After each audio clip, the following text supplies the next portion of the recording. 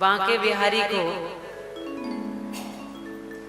वैसे तो किसी की नजर जल्दी लगती नहीं, अगर नजर लगती ही है तो भक्तों की नजर तो हर समय लगी रहती है।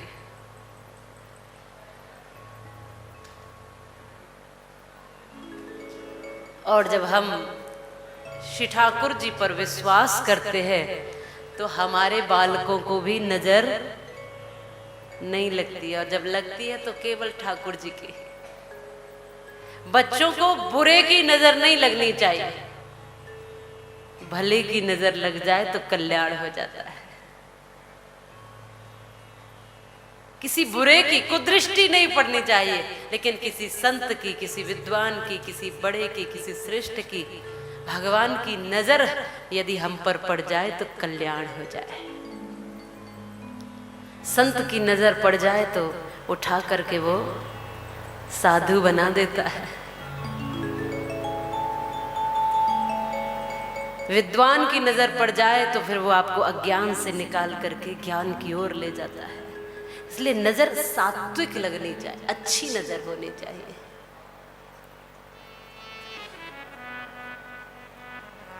और हम कहते भी हैं कि दीदार की अगर चाह है तो नजर पैदा कर। देखने की अगर परमात्मा को चाह है तो पहले नजर पैदा कर, वो दृष्टि बना। भक्त कहता है नजर में स्वर्ग होता है, नजर में नर्क होता है, नजर में तैरता बेड़ा, नजर में गर्क होता है। बता प्रभु मैं तुझे कौन सी नजर से देखूं, क्योंकि नजर नजर में भी फर्क होता है। यहाँ सबकी नजर एक जैसी नहीं है। कृष्ण को देखने वाले हजारों लाखों करोड़ों लोग हैं, लेकिन सब एक नजर से तो नहीं देखते, सबकी दृष्टि एक जैसी तो नहीं होती। यहाँ आने वाले भी बहुत लोग हैं, पर सब एक जैसा तो नहीं देखते। सबकी आंखें तो हैं एक जैसी, लेकिन सबका नजरिया एक जैसा नहीं है। सबके देखने का तरीका अलग अलग है। वो क्या देख रहा है इसमें, ये तो वही जानता है। कोई मूर्ति देखेगा, कोई देखेगा ये पीतल के हैं कि सोने के हैं कि चांदी के हैं, कोई इनका मुकुट देखेगा, कोई छत्र देखेगा, कोई आसन देखेगा, और कोई है जो सावरे को देखेगा, कोई है जो उसको देख लेगा, कोई है जो उससे प्रेम कर पाएगा। जैसे शबरी ने किया, जैसे मीरा ने किया, जैसे केवट ने किया।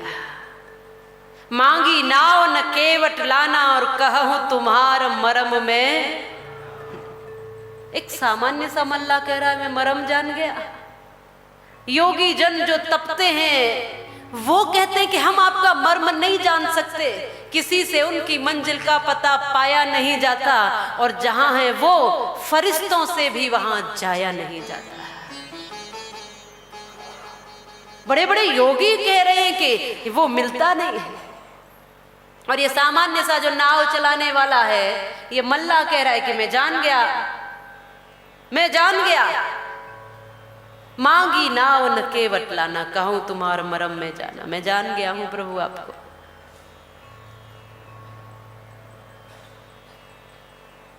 जानता कोई है। मैंने भी कहा ना कि वेद का उपदेश है आचरण करने के लिए। सुन तो सब लेते हैं लेकिन मानता कोई नहीं। जो सुन लेते हैं वो सुनकर जो उसको जीवन बना लेते हैं वो उसको जान लेते हैं।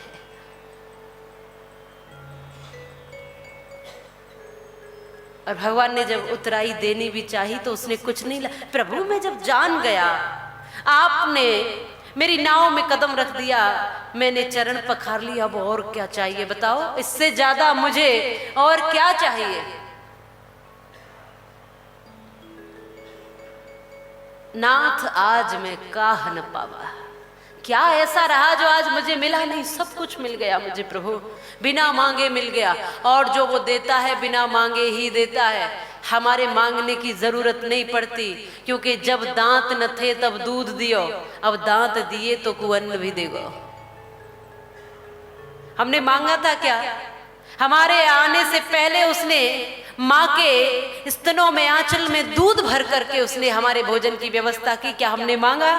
उसने बिना मांगे व्यवस्था की। जब दांत न थे तब दूध दियो, अब दांत दिए तो कु अन्न भी देगो। जल में थल में पशु पक्षिन में सबकी सुध लेत वो तेरी हूँ लेगो। और जान को देत अजान को देत जहान को देत वो तोकू भी देगो। और रे मन मूर्ख सोच करे क्यों, सोच करे कछु हाथ न आएगा। सोच करने से कुछ नहीं मिलता। जो कर्तव्य है वो करिए, जो कर्म है वो करिए। आपका कर्म है बीज बोना, फल की इच्छा आपका कर्म नहीं हो सकता है।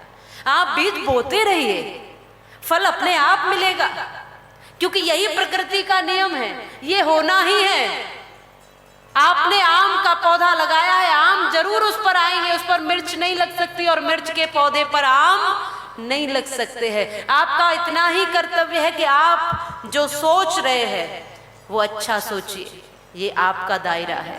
आप जो कर रहे हैं वो अच्छा करिए, ये आपका दायरा है। मैंने अच्छा किया पर मेरे साथ अच्छा नहीं हुआ, ये आपका विषय नहीं है। आपका विषय केवल आप तक सीमित है। आप जो करते जाएंगे वो आपको निश्चित रूप से आज नहीं तो कल, कल नहीं तो परसों, एक न एक दिन मिलता ही जाएगा। पर हम चाहते हैं आज बोया है आज ही पाएंगे। आज जरूरी नहीं वो मिले, आज मिल भी सकता है, अभी भी मिल सकता है। और कुछ फल ऐसे होते हैं जिनको समय लगता है, होता है ना। अब आम का पेड़ तो बहुत दिनों में बड़ा होगा, आम लगेंगे, और मिर्ची का पौधा इतने दिन लगाएगा।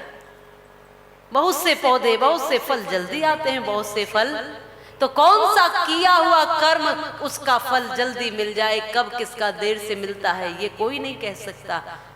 पर हाँ, जो पूर्व में किया है उसका तो धीरे धीरे धीरे धीरे मिलेगा। उदाहरण के लिए एक पाइप, कोई भी एक पाइप लो, उसको नीचे से बंद कर दो, उसमें एक मुट्ठी गेहूं डालो, फिर एक मुट्ठी चने डालो, एक मुट्ठी चावल डालो, एक मुट्ठी दाल डालो, ऐसे करके डालते जाओ। और फिर नीचे से जब उसमें उसको खोलोगे तो सबसे पहले क्या निकलेगा? क्योंकि पहले वो डाला था। लेकिन हम क्या देखना चाहेंगे? अभी अभी मैंने इसमें दाल डाली थी, दाल तो निकल ही नहीं रही है। हम यही देखते हैं ना, मैं इतना अच्छा कर रहा हूं पर मुझे उसका परिणाम तो मिल ही नहीं रहा है। मैं ये कर रहा हूं, मुझे उसका परिणाम नहीं मिल रहा।